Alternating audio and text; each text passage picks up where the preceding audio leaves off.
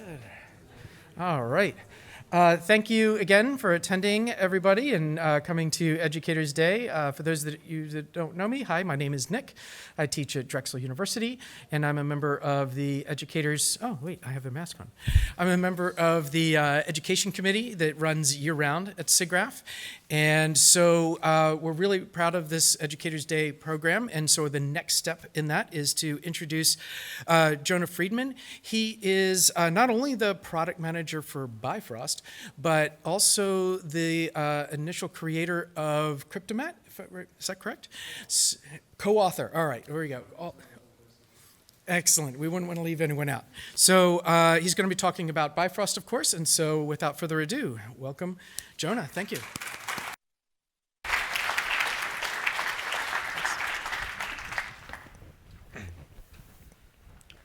Hello, everyone. So this is the power of visual programming. What can Bifrost teach? So by way of introduction, Bifrost is node-based visual programming for visual effects and animation production in Maya. And this is going to not be about how can you teach Bifrost as educators, but what can Bifrost teach to its users? So why would I give a talk like this? I was exposed to Softimage Ice for the first time around 2010 when I was working at PsyOp as a mid-level artist. And I see this as an inflection point in my career. I learned proceduralism in production, and I learned scattering and instancing because those were the things that people were doing with Ice. But I also learned linear algebra, and I also learned programming. And I eventually went on to release an open source project called Nested Dielectric, which traces its history directly back into work I did in ICE. In those images there, you can see a ICE ray tracer that I built during that time. And what I did with this ray tracer was I used it to kind of build up an intuition for how refraction works through all these different media. And then later, I would go and use that knowledge and that experience to go and build Nested Dielectric, a open source shader. And that was in 2014. And then later, that led directly to co-authoring Cryptomat. So I really see this as something that altered my career entirely. But it wasn't just me. I saw a whole crop of artists around the same time kind of go through similar transformations. And now here we are, like 10 years later or so, and they're all over the world doing great things. And it wasn't just that place and that time either. Devoted fan bases are actually really common in visual programming. Softimage Ice, of course, had one. Bifrost is no exception. Our community decided to name their Discord Bifrost Addicts. And Houdini has one, and Blender Geometry Nodes has one. So why, right? I want to kind of try to answer these questions. And to answer this question, here is kind of what I think it takes for me to learn something. I will learn something new if, first, I have a need for it. I have to actually need it. Otherwise, it's really hard for me to work up the motivation to go and learn it. And second, I have an on-ramp. I need a little bit of knowledge to be a dangerous thing. And I need to kind of be able to build it up in pieces. And visual programming and animation production provides both of these things for two reasons that I've identified here. And the first one has kind of become a little bit of a motto for me. It's never just scattering. The problem is never as simple as scatter some trees onto some terrain. The problem is always matching some vision or matching some reference or achieving some mood or something like that. And more generally speaking, this really generalizes well because it's never just anything. It's never just fire, it's never just particles. Like that's never a problem that you face. You always need to go and create something and invent something. So in this example, for this mountain forest, the things that I cared about was scattering in the right patterns. So the drainage channels in the mountain here, for example, and below certain elevations. There are more trees and none above a certain elevation. And I want to control the snow on the trees and all of these kinds of things. So I'm going to show how a little bit of visual programming was used in this simulation here, which was showing off our new colors and arrow feature. So the powder explosion kind of explodes, and the things that I wanted to do here that were not kind of normal in a simulation was I wanted the powder to kind of have weight to fall down out of the air, and I wanted the central plume to rise, but the little tendrils not to rise to kind of give it more dynamics. And this was created with a very common pattern, particles that produce an aero simulation. So you have a particle simulation, and you have an aero simulation, which does aerodynamics and gases and all of those sorts of things. And the visual programming is the glue between these two systems. And this is also very common, building just kind of the glue layer between two systems to make one system talk to another system. And it makes for a very good on-ramp because you don't need to go and reinvent particles, or you don't need to reinvent aero. You just need to kind of create a little bit of glue between them.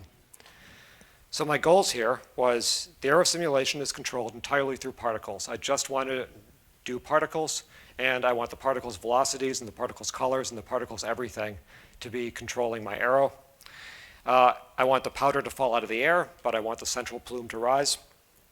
And I want a really kind of explosive start. I want the gas at the very start to kind of be pushed out ahead of the particles, as if the particles are a result of the explosion and not the other way around, which is actually what's happening in the simulation.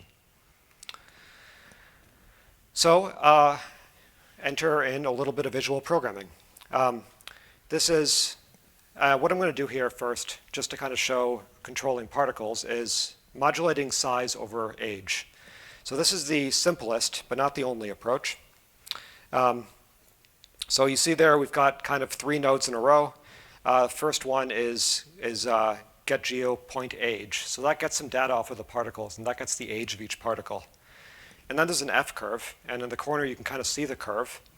And that curve there is kind of an animation that's played over the lifetime of the particles, because as they get older, they kind of move through that curve. And then we set point size, which will then kind of control the size. So that looks like this, and it's not great. One thing that you'll notice is that the particles that kind of die really young, the particles that don't last for very long, those kind of like die with a really fat trail, and then some of them actually finish their animation before they finish. So they kind of leave like a super spindly trail, and their animation, as far as their size, has already kind of completed. So next step, just to kind of keep building this out a little bit, we're going to normalize age by remapping age from 0 to 1. So what we've added there are 2 new nodes. We've added a getGeo property again, which is going to get data from the particles, and get point age limit. So this is going to tell us for each particle how long is it going to live. And then putting that through a change range that basically says 0 to the limit becomes 0 to 1. So now we have our F curve is playing out over just this 0 to 1 range. It will always start on 0, end on 1, so the particles will start full-sized and end small. And this means the animation is either stretched or compressed, depending on how long the particle is actually going to live. And that looks like this, so it looks much better. But I think this is still not actually entirely what we want for this particular use case, where we're controlling these little clumps of dust. So enter in a third way to do it. Particles, we're going to do death at 0.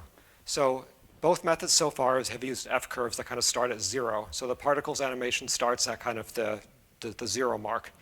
We're going to now subtract the entire lifespan so that instead they end at 0. So the particles start out sometime kind of in the negative numbers in the past, and they all kind of end at 0. And this has an advantage, which is the animation all plays back at the same speed, and this actually works better with my interpretation of what this actually means.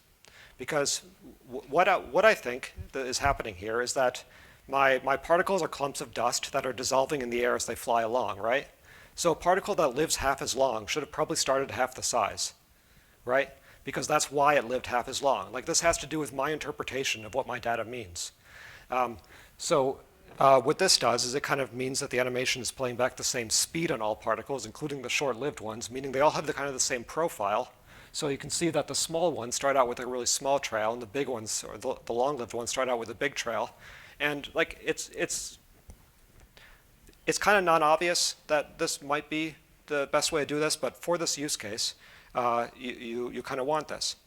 And then, oops, sorry, I'll just play that. There we go. Yeah, and then the trails again. So now I can build this into a compound. So now I can kind of collapse this logic that I created here in the graph down into a reusable building block.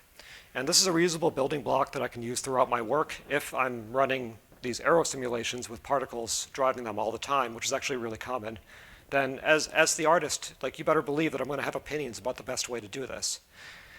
So this compound contains not just the ability to animate a particle over time, but as an artist, this compound contains my opinions about the best way to animate a particle over time. Like, even in this like really simple use case, the domain-specific knowledge or my interpretation of what this data actually means matters to me a lot. And now I can apply this to my data. So source air over here, that's that big node. That's what kind of creates the air for the aero simulation and creates all the colors and everything. And it has lots of properties that can be driven. And I'm driving two things here to talk about, which is the first one is temperature, because we're trying to make the powder fall out of the air. So I'm going to make the particles start out really hot and get really cold. Like, that's not very physical, but aero doesn't have a mass parameter. It's just kind of assumes that all the air weighs the same amount, so the buoyancy is kind of what I'm going to use. Really cold air falls, like out of a fridge, and hot air rises like an explosion. And then I'm going to use inherent velocity. That's a control for how much of the velocity of the particles will go into the air. So I can way overdrive this at the very beginning to shoot out all of the air ahead of the particles, and then the particles quickly overtake it. So I've got a couple of, I'm using this node that I created here twice, and I've got my diagnostics here. So I can go and see, starts out red in the middle and then kind of turns blue. And that's my temperature data that I've created for this simulation. And then I've got this compound over here, which is the velocity vectors and the amount of those that I want to transfer. So a really explosive start, and then basically nothing, so that they kind of leave a static trail throughout the air. And with those little bits, I can go and customize an aero simulation to kind of create what I think is a pretty interesting result based on what I think that this data means and what I want to control. Which brings me to the next point. Visual programming empowers its artists. And in my opinion, there is nothing more empowering than the fundamentals of computer graphics. An intuitive understanding of very simple linear algebra is a very powerful thing. So I'm kind of going to introduce a little cast of characters here, just two nodes. The first one is normalize. That will resize my vector to have a length of 1. And if you look at our nodes there, they all have these little icons that are a little cheat sheet for what these do. So we start out with the white vector in that icon, and then the output is the blue vector whose length is 1. A little cheat sheet. Second one is a cross product. A cross product takes two vectors and then gives you an orthogonal vector. Or it takes two vectors and it gives you a vector that's 90 degrees to both of them. And yes, this is reductionist, but yeah, and the icons are, again, a cheat sheet for that. The two white vectors produce the blue vector through the cross product. So here is how I'm going to now build a transform from some vectors using just these things. And we're not really going to talk very much about, we're not going to show equations or kind of symbolic manipulation, but this is how I learned linear algebra. So first we've just got this vector and we're drawing it. So if I change the values in the components, we can kind of see the result. And now I've got a locator in my scene, just this little transformable thing in Maya, and its position is a vector. It's a vector that points at the locator. And I can add a normalized node here now, which will go and make this vector's length exactly 1. So now I've kind of lost the information as to where exactly the locator is. I just have a vector that points at it. So this is just a vector that's pointing in that kind of direction. Now I'm going to go and get the other node I introduced, the cross product. It's called cross here. And I'm going to get a cross product of the red vector and the white vector, or the other way around, actually. And the result is this blue vector here. So you can kind of see that we now have a vector that's orthogonal to both. And if I make my aim vector there, the red one, really close to the white one, we can see it gets kind of shortened, because that's another detail of how cross products work. But of course, we already know how to fix this. I have a normalize, and I can put that in there. And now we've kind of got two axes of our little transformation here. And now I'm going to get another cross product, this time between the blue vector and the red one. And this one is going to be our final y vector. So by doing this, we've now built the kind of logic that is internal to things like aim constraints inside of all CG software. Like, this is kind of a really fundamental building block, and we can build it up using just arrows in the viewport and see it at every step of the way, and then kind of get an intuitive understanding for what these operations do. So what is this good for? Well, this is how you produce the basis vectors on curves. And the basis vectors on curves are kind of, think of it as like a changing orientation along the curve. And we're kind of doing what we did in previous slides, except we are using different vectors to drive it. We are using the tangent of the curve and some other kind of up vector. And how exactly you control the up vector is hugely use case specific. Just like the modulate by age thing, where it's like on paper this sounds really simple. We're just animating something by age, but no, there's a lot more to it if you actually want to do something real with it. How exactly you produce these transforms is hugely use case specific. And this is kind of the key constituent in things like curve influences or curve deformers, like a wire deformer, or a spline IK, or path animation. All of these kind of rely on this basic building block. And here's an example from early on in Bifrost where I created chains out of flow lines by, mostly actually to demonstrate what was on the last slide. Which brings me to fields. Because fields, instead of being just a vector, are meant as kind of a mathematical playground for these kinds of vector operations. Like, remember what I said about I need a little knowledge to be a dangerous thing. Well, fields make a little bit of linear algebra a dangerous thing, because you can now use fields to drive all kinds of simulations and all sorts of things.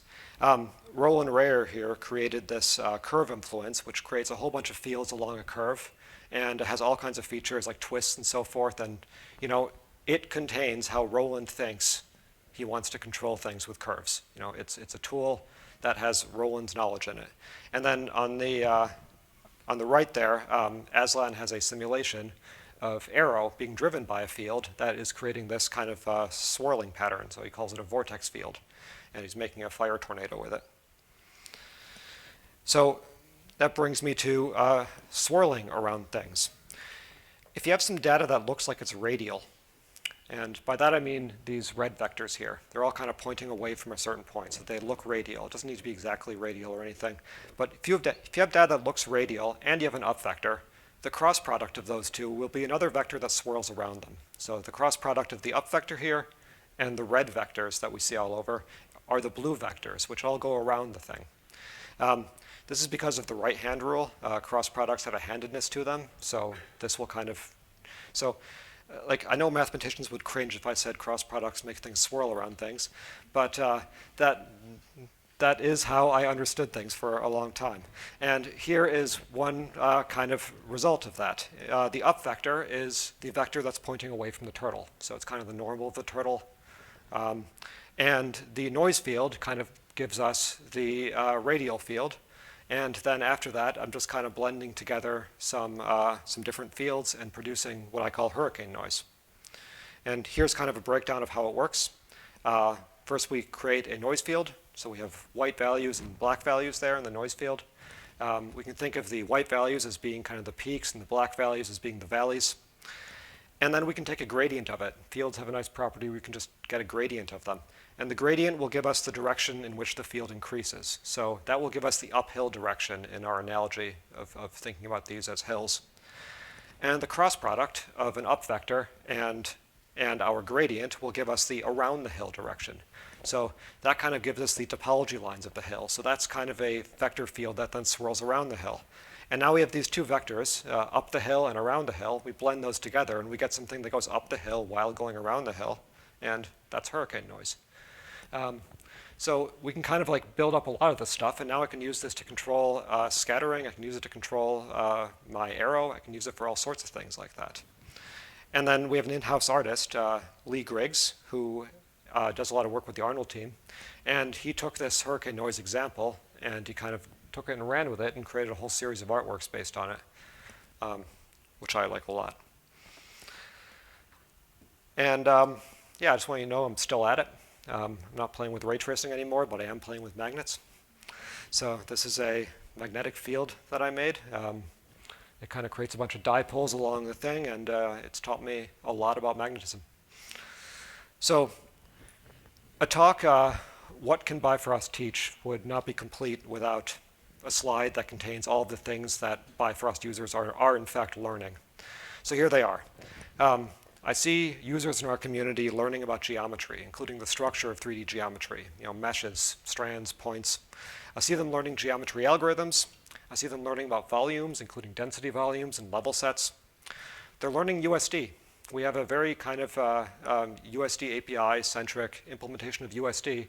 And when they build compounds for their pipelines, they are learning kind of the fundamentals of USD and the USD language and all of that. We have a new C++ SDK, so people can make C++ nodes. And it comes with example projects, so people can get up and running really, really fast. We have people who don't really know C++ very well. We've made a little bit of C++ knowledge a dangerous thing for them because they can get that going very quickly. They are, of course, learning math. They are learning linear algebra and vectors and matrices and quaternions. And they're learning programming concepts like loops and data structures and algorithms, parallel algorithms. They're learning profiling and optimization to try to make their graphs faster. And on the simulation side, they are learning to manipulate data inside of simulations. Like what happens if I, if I just mess with the temperatures inside of my simulation? What do I get, right? So that's kind of the starting point. But they can also go and edit the solvers themselves. They can go and break open. I mean, they can't go all the way down, but they can go and break open the solvers, which are made of compounds. They're made of nodes to a large degree, not entirely, but to a large degree. And some of them have gone and made things like constraints for their cloth simulations. So they've gone and extended our solvers in that way. And some of them have built their own simulations as well. So if you're an educator, my question, and I guess loaded question because it's a pitch, but my question for you is learning this a good career move for your students? I would argue that yes, it is.